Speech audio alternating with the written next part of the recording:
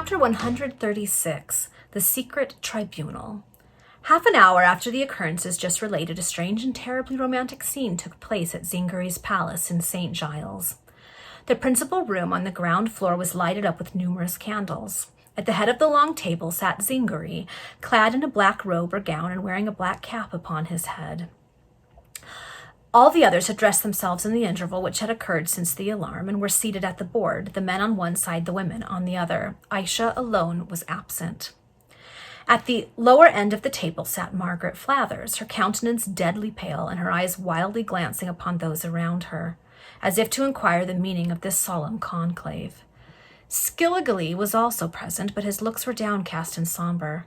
Such an assembly in the middle of the night, and succeeding so rapidly upon the dread incidents which had already occurred, was enough to strike terror to the soul of Margaret Flathers, for she knew that this meeting, at which so much awful ceremony seemed to preside, bore some reference to herself.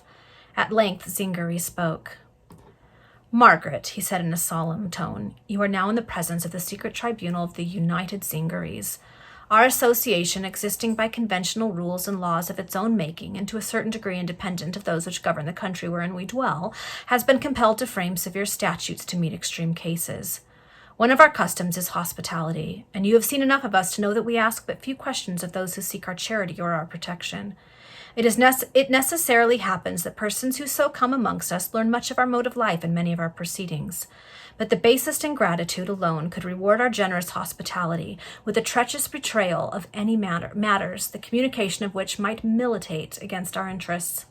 Although we have no sympathy and no dealings with the thieves and rogues of this great metropolis, we never refuse them the security of this establishment, when accident or previous acquaintance with its existence leads them to seek the safety of its walls.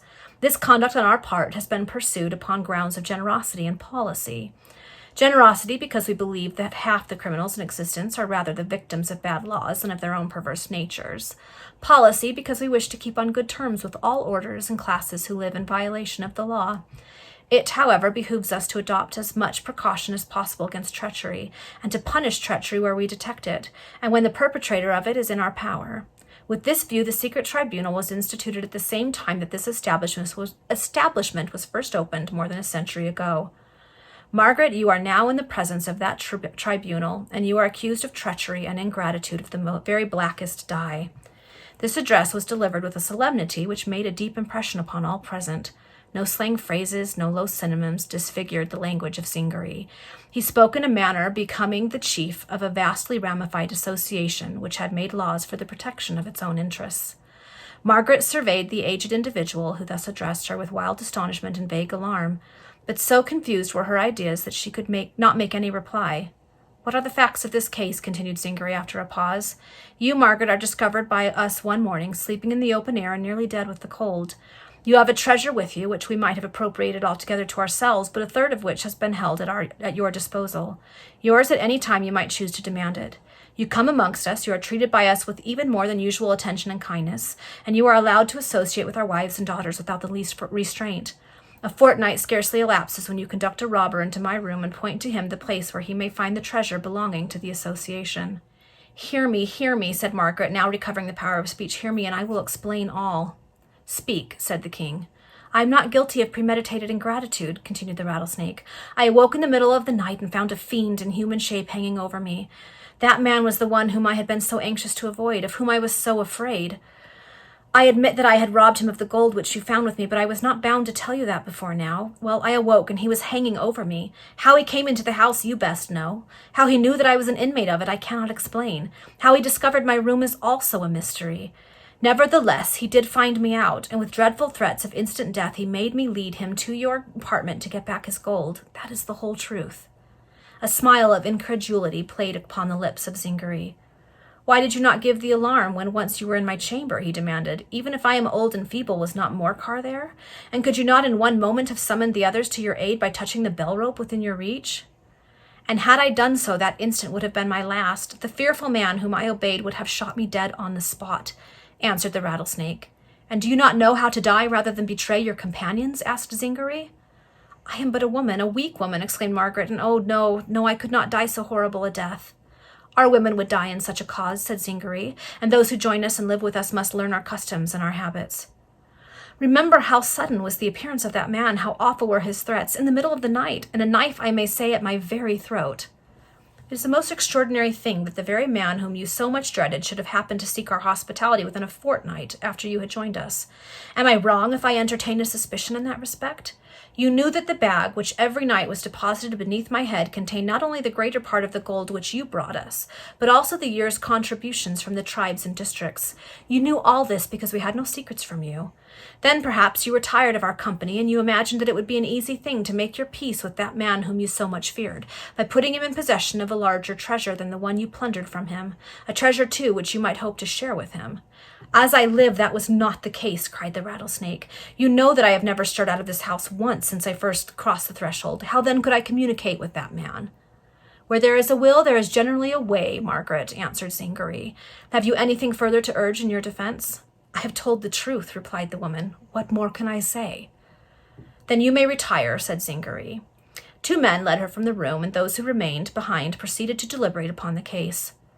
The whole affair was viewed in an aspect most unfavorable to the rattlesnake, and when Skilligalee volunteered an argument in her defense, he was reminded that he only sat at that board by sufferance because he was known to be faithfully attached to the Zingaris, but he was not one of them.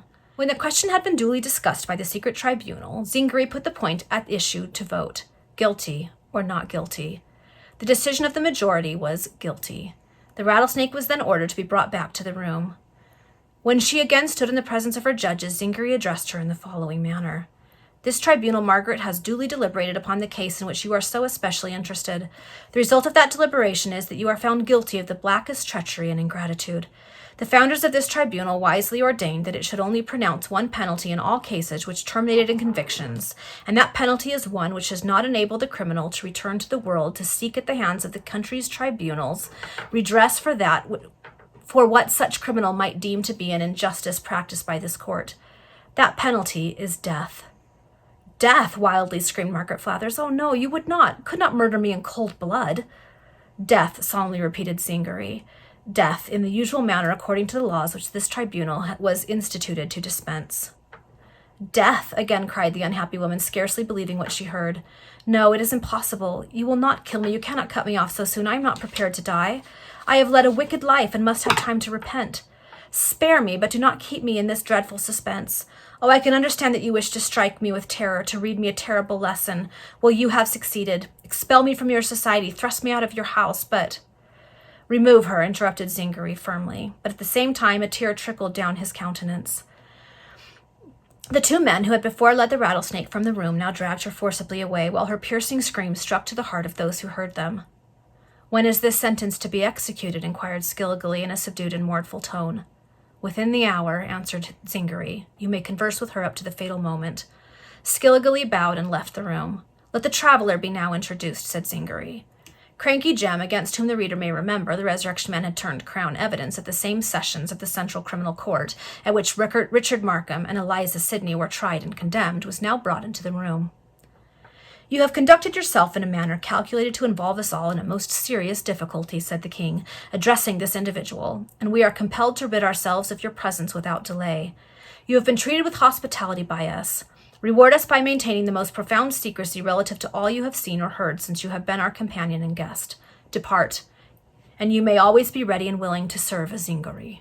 I will, answered Jem, night and day in any case. I will risk my life for one of you. I do not blame you for expelling me. In fact, I should have left you in the morning of my own accord. London is no place for an escaped convict, and I shall not be sorry to leave it. But answer me one question before I go. Is that man dead? We shall give you no information on that head, answered Zingari. Depart, my friend, and trouble us with your presence no longer. You have gold, and may you prosper. Cranky Jem bowed, and having thanked them for their hospitality and kindness towards him, took his departure from the palace. The others retained their seats, but not a word was spoken by anyone present. At length the great bell on the staircase was struck 3 times. Zingari rose and walked slowly out of the room, followed by the others. The procession moved in a solemn pace, and in dead silence to the back part of the house, where it descended a flight of stone steps into a place used as a scullery. There Skilligalee, Margaret Flathers, and the 2 jailers who had charge of the criminal were waiting. A single candle burned in the place, and its dim, fitful light rather augmented than diminished the gloom. Margaret was absorbed in the most profound grief and terror, and her mental sufferings were relieved in heart-rending sobs. The nature of her doom had already been communicated to her. Skilligaly's countenance was ashy pale, but much as he felt, he knew the Zingarees too well to undertake the vain task of imploring their mercy on behalf of the culprit. "Is everything ready?" demanded Zingaree. "Everything," answered one of the jailers. With these words, the men opened a massive door leading into a cellar, at the end of which there was another door, affording admittance into a second and smaller vault. "Margaret," cried Zingaree in a loud voice, "your doom is prepared. Brethren, take warning against treachery and ingratitude from this last act of justice." The two men who had been entrusted with the custody of the criminal raised her between them and bore her through the first cellar into the interior vault. But she uttered not a scream nor a sob. She had fallen into a state of apathy bordering upon insensibility the moment the rough hands of those men had touched her. Skilligaly's lips were compressed, and he evidently experienced immense difficulty in restraining his feelings. Margaret was deposited on a mattress in the inner hall. A loaf of bread and pitcher of water had already been placed upon a shelf in one corner of the dungeon. The door was then closed and carefully bolted. The door of the outer cell was also shut, and thus was the wretched woman entombed alive. But as the procession of Zingarees turned to leave the vicinity of that fearful scene of punishment, a faint shriek, though not the less expressive of bitter agony in consequence of its indistinctness, fell upon the ears of those who had witnessed the sepulchre of a living being. Wow. So that was incredibly unfair. And yet, that's kind of life, right, in these stories? Okay, well, we'll see what happens next. Okay, so I've slipped on to the next chapter, and it's not actually the next chapter. It is epilogue to volume 1. So here we go. Thus far have we pursued our adventurous theme, and though we have already told so much, how much more does there remain yet to tell?